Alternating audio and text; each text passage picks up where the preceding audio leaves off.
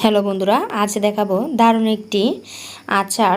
তা হলো অরবরির আচার। এই অরবরির আচারটি সবাই পছন্দ করে। এইভাবে তৈরি করে খেলে ভালো হয়।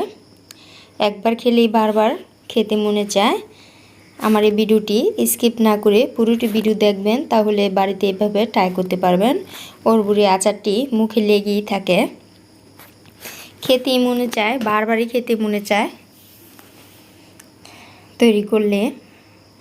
এখন আমি অরবরিগুলো ভালো করে ধুয়ে ছেঁকে নিব। আমি একসাথে 3 কেজির মতন অরবরি নিয়ে নিয়েছি। এই অরবরিগুলো কিছুক্ষণ সিদ্ধ করে নিব। এভাবে ধৈর্য সহকারে কাজটি করতে হবে।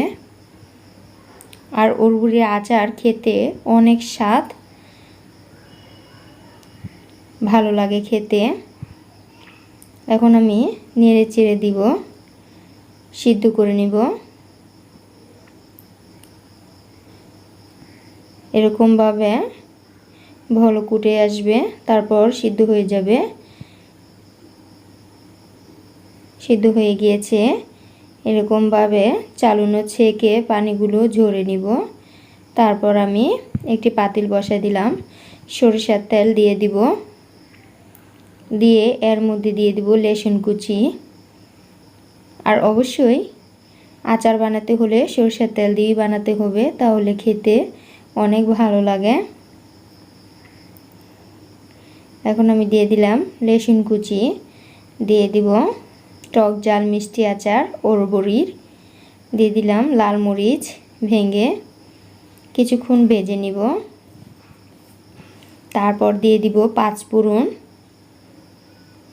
কিছুক্ষণ ভেজে 5 ফোড়নগুলো দিয়ে দিব।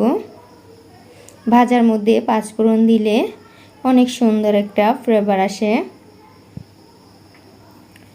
এখন অরবরিগুলো দিয়ে দিব। অরবরিগুলো দিয়ে কিছুক্ষণ ভেজে নিব নেড়ে চেড়ে। কিন্তু জালটা হাই হিট করা যাবে না, লো হিটে করে কিছুক্ষণ ভেজে নিতে হবে। সরিষার তেলটা দিতে হবে, সরিষা বাটাও দিতে হবে। এখন আমি দিয়ে দিব সরিষা বাটা।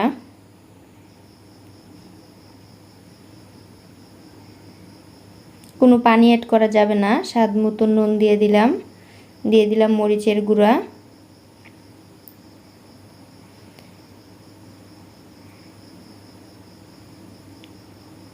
দিয়ে এগুলো কিছুক্ষণ আমি নেড়ে চেড়ে নিব, এভাবে ভেজে নিব। আমি কিন্তু পানি অ্যাড করিনি, সরিষার তেল দিয়ে দিয়েছি। পানি অ্যাড করলে আচার ভালো থাকে না। পানি ছাড়া আচারটি তৈরি করলে অনেক দিন সংরক্ষণ করে রাখা যায়। এখন আমি আবার সরিষার তেল দিয়ে দিয়েছি। দিয়ে দিব চিনি, পরিমাণ মতন দিবেন, যেমন মিষ্টি খান তেমন দিবেন। আমি টক ঝাল আচার তৈরি করতেছি। এখন নেড়ে চেড়ে কিছুক্ষণ ভেজে নিব।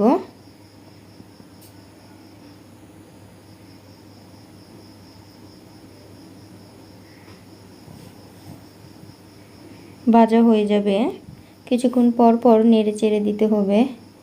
দিয়ে দিলাম বিট লবণ।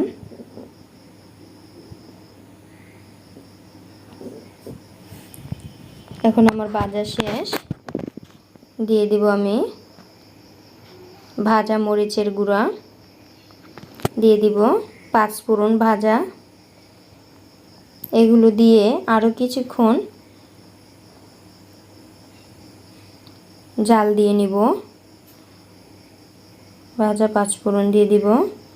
যখনই তেলটা শুকিয়ে আসবে তখন বুঝে যাব আচারটি তৈরি হয়ে গিয়েছে। এই তেল আর থাকবে না, শুকায় যাবে অরবরির মধ্যে। অনেক সুন্দর একটা কালার আসবে এরকমের। এই আচারটি দেখলেই মনে চায় খেতে, একবার খেলেই বারবার খেতে মনে চায়। এরকম সুন্দর হয়ে যাবে, শুকিয়ে যাবে। এখন আমার পরিবেশনের পালা। খেতেই মনে চায়। আল্লাহ হাফেজ।